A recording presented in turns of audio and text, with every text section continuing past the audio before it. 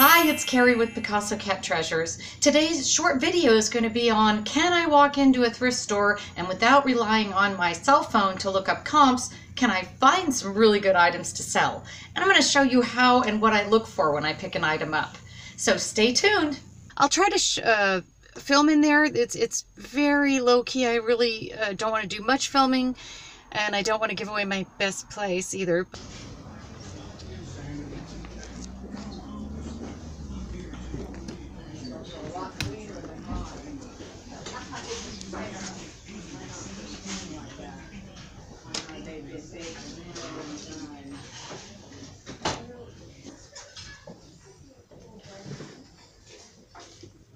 Oh, it makes a flower.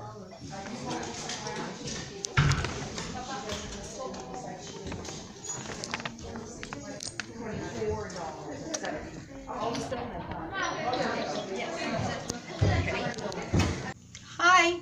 Okay, so I took a short trip through the thrift store here in town that people actually come from out of town to go to. Most everything is about $4 a piece, including shirts and pants, and some things go for more, and they'll tag it if it is. But my challenge was to look through the store and find some things to sell, some things to purchase to sell, so that I could make money without standing there the entire time looking at my phone doing comps. That can take a lot of effort and time, and sometimes we don't have it. I know I don't have it all the time. So I'm going to show you what I picked up and why I picked up what I did, and then we'll talk about what I got for them. So if you like this kind of video, please subscribe to my channel. And if you want to see more, make sure to tap the bell on the far right hand side and you'll know when I put a new video out. So let's look at some of the things I got. People often ask me, what do you look for when you're picking up a piece of clothes? Sometimes I'm seriously just looking for something that catches my eye, that I like. So I figure if it catches my eye, it will catch others, so people will like it just like I do. So my favorite painting in the entire world is Starry Night by Van Gogh. I'm probably not alone in that. It's such a beautiful scene. And so when I saw this, I had to get it. It is a Starry Night print, and it's a skirt. It's actually a skirt. It has a back elastic waist. It has no tag. Normally I will look for a tag. But in this instance, I loved it so much that I thought, I can't be the only one who would love this skirt. I just see it paired with a great black tank top. And of course, most people instantly know what scene this is. So it has no tags other than it does have, I thought maybe it was homemade, but when I finally looked, it does have a tag that it's polyester and it's a small medium. So here's what I did. Didn't know how much it was worth, wasn't using my phone. I decided that if this didn't sell, I would wear it. It's my size. I can definitely wear it. It would be so much fun to wear. But guess what? I looked up the comps when I got home. Remember, I paid $4 for this, and they go for about $20 online. So if I wanted to sell it, I could make a rough profit after fees. I'm just doing rough of $10 to $12. So with that $4 item with no tag, that was a good buy.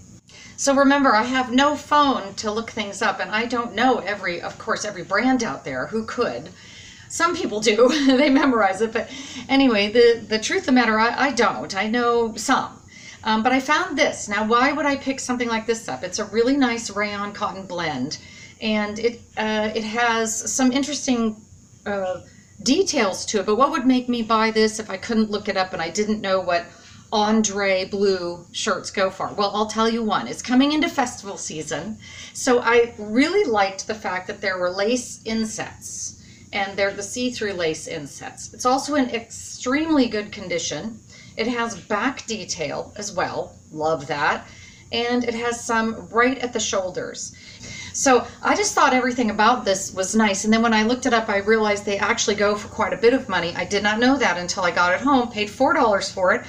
The detail and the beauty of the quality of the design and what good condition it was in got me. I thought festival boho chic. I paid $4. I think I can probably sell it for about $20, and that may come with free shipping or may not. Probably free shipping. So that was another good buy. I had fun with that. The next item I picked up was this really great Tommy Hilfiger 1X denim shirt, kind of an overshirt. I picked it up because 1X sells really well. It's a great size for sales, It's Tommy Hilfiger, which is usually means it's got some great detail work. It's made very well. I love top stitching on denim, and this has top stitching, and it just had that ability to be both an overcoat and an actual shirt. So I thought it was something that could be both. So I paid $4 for this, and I probably can sell it from comps, I think, and get about $20 to $25 for that. So it was another good buy. Last, and this was the best one that I got, which usually happens, the very last thing I find. I always go over to anything vintage or anything pantsuit or knit, and I make sure to look at tags there. Now, I just happen to know in advance, because I've bought many of these at that thrift store before, anything St. John, pantsuit especially, knit pantsuits will go for a lot. So this is a beautiful jacket that goes to, and the buttons are in perfect condition, and this is a St. John, and it's the collection, so it's Marie Gray collection. It also came with matching pants, so a pantsuit always is going to sell well in that particular design or collection. It's a size 10, so though it's vintage, it's a very good size to sell. And together I paid $2 a piece, so I paid $8 for this. And I have sold St. John collection items on eBay for over $100. I'm probably going to put this up at like probably $120 and ask for offers, just say, give me an offer.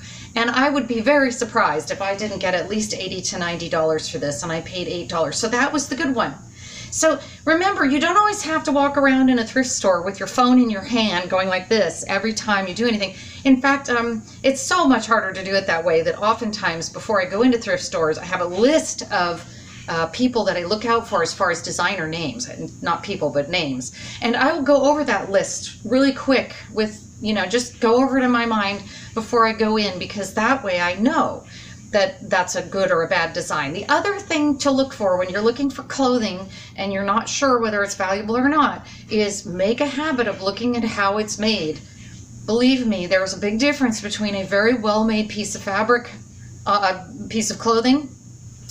You can just, honestly, in a lot of cases, you can just hold up something and just look at how it's finished. The finishing is anything on the edges, the hems, all of the finish work.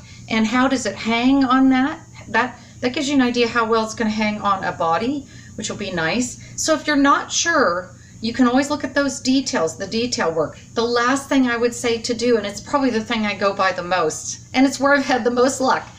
Do I like it? Does it make me go, wow, I like that. I really like it. If you like it, it might be worth something, because it jumps out at you, it'll jump out to other people. Plus, when you go to sell, you're going to be more interested in it. You're going to have more enthusiasm about it, so you'll be able to sell it a little bit easier. So thank you for watching, and remember, keep your eyes open for treasure. I have some videos coming up that will be about the KonMari method craze and what that can mean for resellers. So remember to like the video, subscribe to my channel, and press the bell. I'm going to do some videos on how you can make money from the KonMari craze. In other words, KonMari is, do the items spark joy? And if they don't spark joy, get rid of them. Well, that's a perfect place for a reseller to jump in and say, they may not spark joy to you, but they'll spark joy in my wallet. So everything deserves a second chance. Okay, so bye for now, and thanks for watching.